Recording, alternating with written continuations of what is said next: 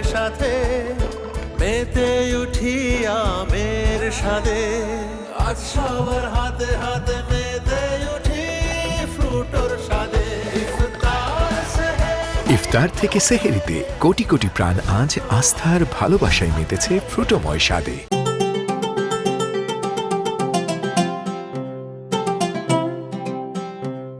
প্রাণ ফ্রুটো ইসলামী মনীষী ইমাম বুখারী জগৎ বিখ্যাত হাদিস বেত্তা। তিনি অসংখ্য গ্রন্থ রচনা করে গেছেন।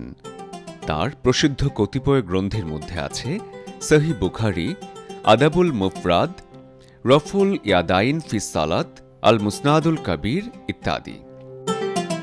সহিহ বুখারী মুসলমানদের নিকট হাদিসের সর্বোত্তম গ্রন্থ হিসেবে বিবেচিত হয়।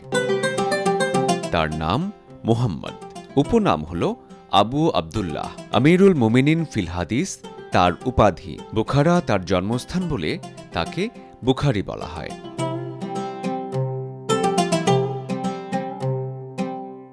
ইফতারে আজ একসাথে মেতে উঠি আমের স্বাদে।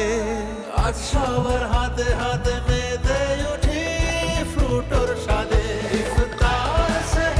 ইফতার থেকে সেহেরিতে কোটি কোটি প্রাণ আজ আস্থার ভালোবাসায় মেতেছে ফ্রুটোময় স্বাদে।